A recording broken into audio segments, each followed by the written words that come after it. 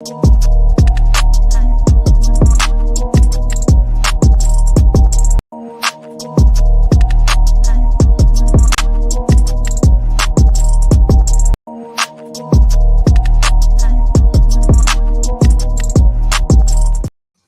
is going on? What is going on, folks? Hey, listen, welcome to episode numero uno. By the way, that is Chinese for those that do not speak Chinese. But listen, welcome to episode number 1 of the Hey Listen show. As you guys already know, I had a previous podcast with two amazing guys. We went our separate ways and we said, hey, listen, I'm launching this one right here, right now.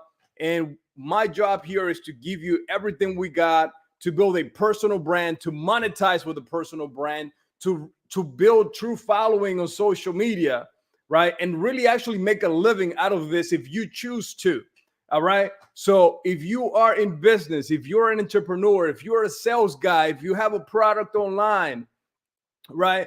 If you have an OnlyFans, do not watch. No, I'm just kidding. But listen, if you're looking to monetize and actually have either an extra source of income or you want to make something your main source of income and you have no clue where to get started, well, hey, listen, this is the podcast for you. We're going to be live every single Wednesday at 6 p.m. Eastern time. We're going to do our best to keep it within 20 to 30 minutes. If we go longer than that, it's because we got some massive value that we're giving you and you have a bunch of questions. But other than that, this podcast is meant to be short, direct, and more like consider this like a free course access, right? So today we're going to be talking about step number 1 to building a personal brand. Now, nowadays, I don't know if you heard, personal brand is the way to go. Back then, it used to be corporate brands. Back then, it used to be the product. Like if you go online and you go, like, for example, right now on Instagram and you go on Red Bull, you look up the Instagram for Red Bull, you see that they have very little mentions of the actual product, right? Or for example, for those of us that like Air Jordans or Nike, right? It's very little about the shoe and how comfortable it is. It's more like, how do you feel when you wear that sneaker, right? How do you feel when you spend $500-600 on a pair of sneakers or $100, whatever you spend on it, right? It's about how you feel. That's the power of branding nowadays. It's like when you buy a watch, it's not so much of the functionality. Is like, dude, how do you feel when you buy that watch that you like? How do you feel, for you ladies out there, when you buy them purses, right? All right. How you feel about it? That is the power of a personal brand, or the power of a brand in general. For example, I always use the example of the Kardashians. You could love them, you could hate them, but I tell you, those ladies are amazing at marketing a personal brand. Go on their social media. They got over 100 million followers. Why? Because they know what the people want. They give them that. The people like them. They trust them. And whatever they decide to sell after that, people are going to buy. That's the power of a personal brand, right? Consider it more like, I know nowadays it's like politics this, politics that. I know nothing about politics, other than I know Donald Trump is going to win. Other than that, if he doesn't, it's rigged, right? But other than that, this is not about politics, right? But it's like, that's how you build a personal brand, right? You build your name. People like you. People trust you. And then you attach a product or a service to it that helps people. By the way, I would not recommend you do like most people do out there. They're just selling things to sell things. Like if you're going to offer a service or a product, make sure that it's something that you're either passionate about, that has helped you in the past, or is helping you now. Don't just sell stuff to make money out of it, because people are going to sniff that stuff out. And man, listen, you're the next one to be gone. So listen, today we're going to be talking about step numero uno. By the way, that's Spanish. I said it was Chinese earlier. So if you were listening, I tricked you on that one. I apologize. But listen, step number 1 to building a personal brand is this. You got to identify who you are going to serve, right? And you have to identify what have you done to get to where you are right now. Now, real step number 1 is you got to have obtained something in your life for you to build a brand on. You're not just going to wake up today, you were a barber, and now you want to be a DJ, and you're going to build a personal brand on that. Well, listen, go be a great DJ, go be great at one thing, and then you're going to show people how you got there. Or that's if you want to be a coach, by the way. Or if you want to build a brand, just give people the best talent you got. If you're a barber, if you're a DJ, if you're a painter, if you are an insurance agent, if you are a solar sales professional, if you are whatever you are, right? And you want to just build a brand to monetize on that service itself, you got to give people the best that you got. And how do you do that? You're like, man, how do you do that? I keep hearing that. Give your best, give your best. Great. So listen, let's say, for example, that you are building a brand around you, around your name. By the way, we highly recommend build the brand, which is you, your name, unless you're looking to exit later. What does exit later mean? That means if you plan to sell a brand that you built. All right. In that case, don't build it around you, but always build you, and then build whatever product and service and brand around your name. All right. Like I said earlier, the Kardashians, we know who they are. You like them or not, we know who they are. The world knows who they are. So now they have products, a bunch of different products that are micro brands attached to their big brand. All right. So that's the true power of this thing. Now, how do you start to have people connect with you? Well, step number 2, let's call it, right, is you got to document your day every single day. If you follow me on Instagram, which is my most active account, I am doing my best to, I'm not really doing my best at all when it comes to posting on other social media. But you're going to start seeing that I'm going to be putting more on TikTok, more on Snapchat, which I use nothing at all, right? Facebook, Instagram, obviously, which is my main one right now. But it's about giving people an in, right? I heard this before from a person that has an amazing brand, and he said, you want to make your life like a reality show. And guess what? The Kardashians, that's how they did it. They got the Keeping Up with the Kardashians, whatever it's called, right? And I watched it when I was a teenager. I think I watched like a couple of episodes. All right. And they started building this around their lifestyle, right? And guess what happens? As you're documenting your life, as you're documenting what you're doing throughout the day, money's going to follow, because money follows attention. If you're getting attention, there's no way that monetization or money is not going to follow. It's just impossible, especially if you have a product or service, right? And even if you don't have a product or service, you know, like, for example, look at Jake Paul. I think that's his name. Jake Paul. The kid was he's no longer a kid, but he was a kid when he was doing just YouTube videos, a bunch of random stuff. Look at him now. He decided to go into boxing, and now he makes more money than someone that's been boxing for 20 years. Why is that? Because he built a true following. He built people that follow him for who he is, like him or not. By the way, haters are okay too, you know? And by the way, before you build a personal brand, if you follow me on Instagram, you probably watch this one of my reels that I put up there from a previous podcast where I said, can you truly handle the pressure of having a brand, right? Let's say you build yourself a true brand, and now you're going out and people just want to take pictures with you, right? Can you handle that pressure of having people invade your space, right? Like, I watch many videos of like Daddy Yankee, now that he converted, became a Christian, etc. And he said that when you get to the top, it's cold at the top. And what does he mean by that? It could be lonely at the top, right? Now you're going to have people come by you, come close to you, because they want what you have, or they want to just take advantage of that which you possess, right? So you have to be ready if you truly want to build a personal brand. All right. And you got to be ready for the hate. All right. Like, I get excited. I got my first hater like last month. And then 2 or 3 after that, I just post like smart comments, and I just laughed. Why? Because mentally I've been prepared, right? The first thing that they teach you when you're building a personal brand, like I'm telling you right now, is you got to be prepared for the haters.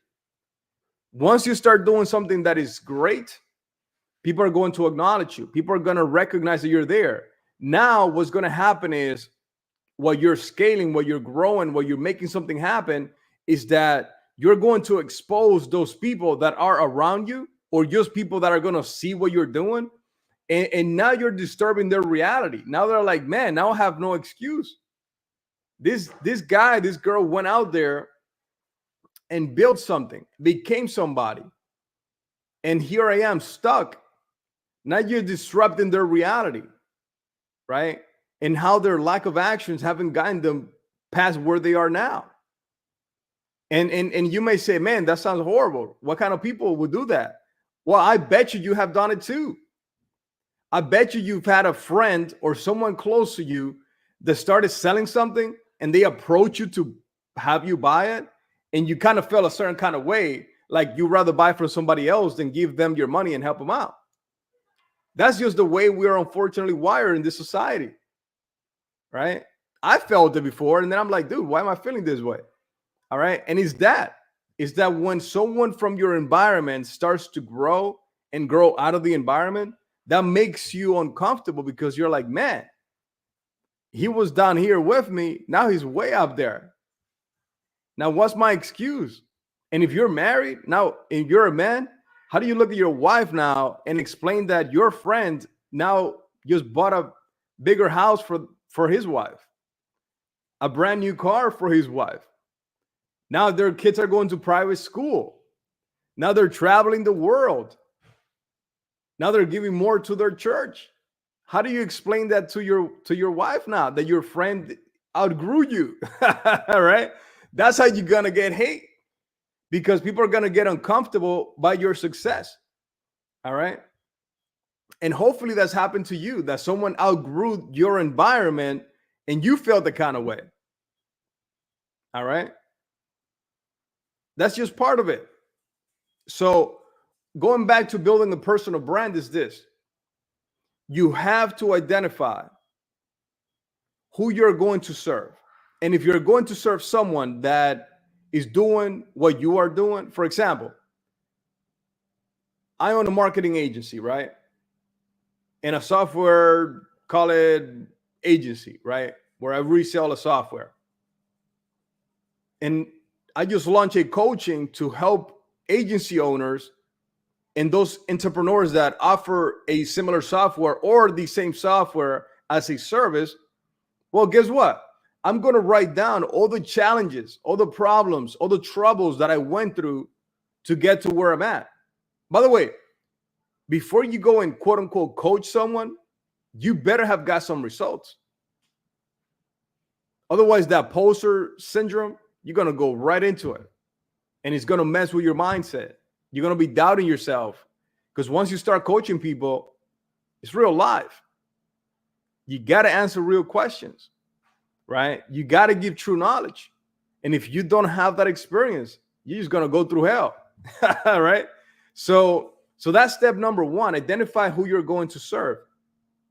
And for example, look, if I was selling cars, for example, all right, and I'm selling luxury cars, well, I'm going to sit down and I'm going to write down, hey, who would buy this type of car? It's not the average person. If you're selling a Ferrari, if you're selling, a high-end luxury brand, this car ain't for everybody. So you have to identify, who is this vehicle for? Why would they buy? How would they feel about it? All right. When you buy something nice that costs more than the average product, you're not buying it just to buy it. You're buying it because it makes you feel a certain way. All right. Once you start making more money in life, you're going to want nicer things. And it's not to validate yourself on those things. It's because that's who you are. It's like, for example, I bet you right now, I hope I hope this makes sense. And I hope this is not the case for you.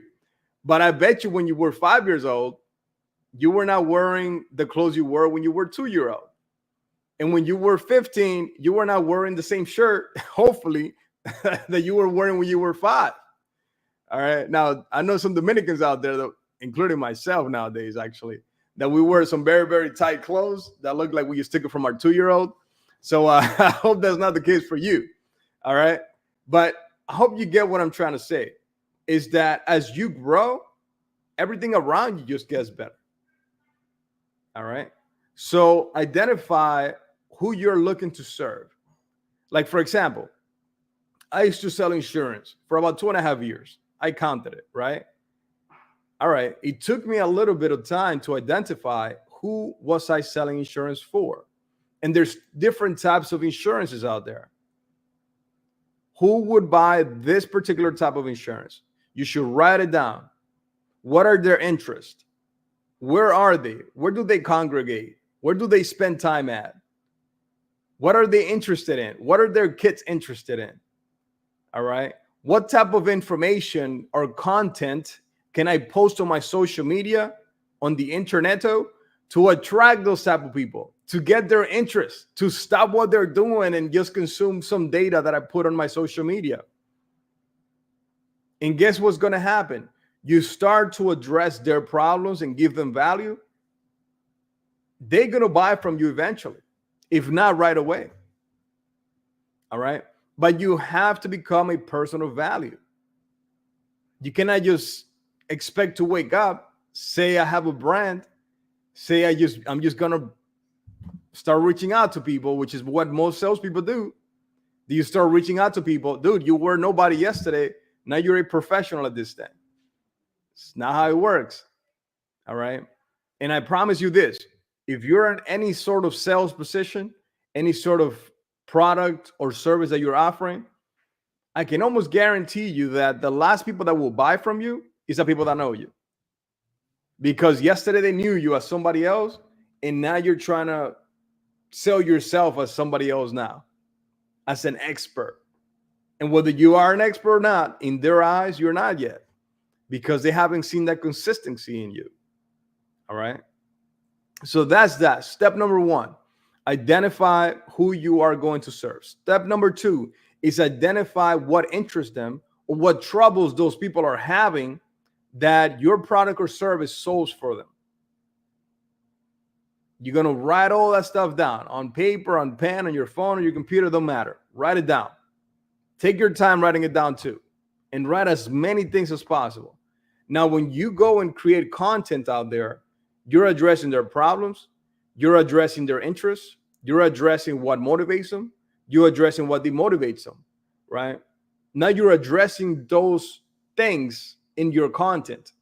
Now you're starting to build a personal brand, right?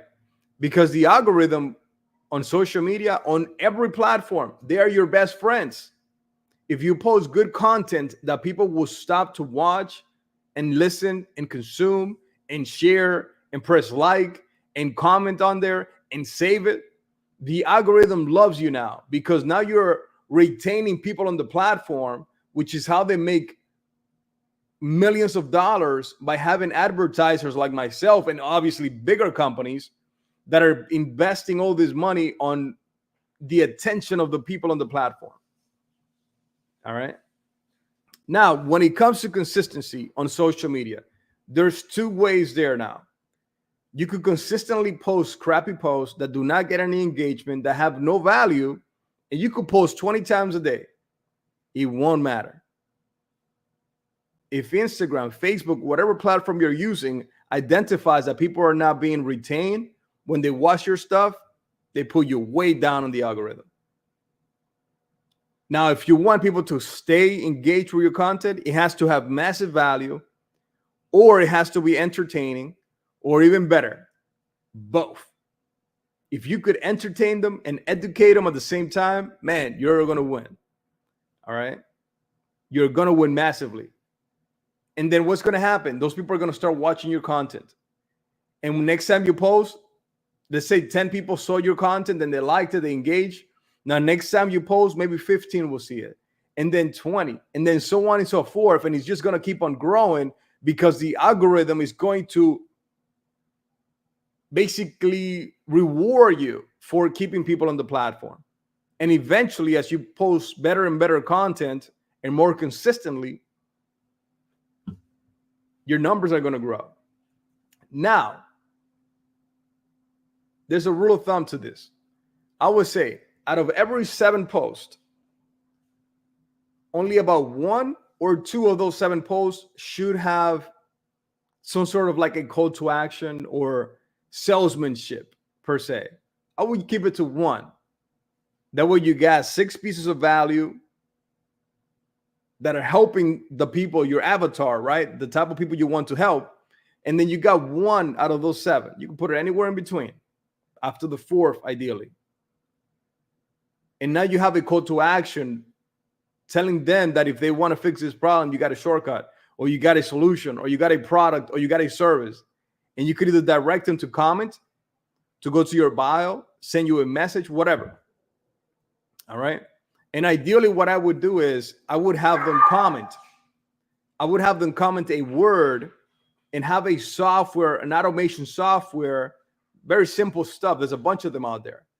Obviously, we offer one of them, right? So you go to my bio and actually see what we offer there, where when someone comments on it, either comments automatically underneath their comment with the answer or a link or whatever, or sends them a direct message, or both. Now, what's happening here is this. When the algorithm sees that you're getting a bunch of comments and you're actually replying back, that's another way for them to say, hey, let's reward this person. Now you're building a brand. Why? You're offering value. More people are coming to watch you and retain your information, your content, and you're monetizing. There's 2 ways to monetize with a brand. Actually, there's several ways to monetize with a brand. One of them is the platform will actually pay you a little bit. But I would say do not bank on getting paid by the platform. They paid nothing. I'd had Instagram pay me and Facebook pay me before, and it was just peanuts. I would not even waste my time. And I think I said penis instead of peanuts. I meant to say peanuts for you guys listening out there. But I would not build the brand just to monetize the actual platform, because it's going to be very, very small.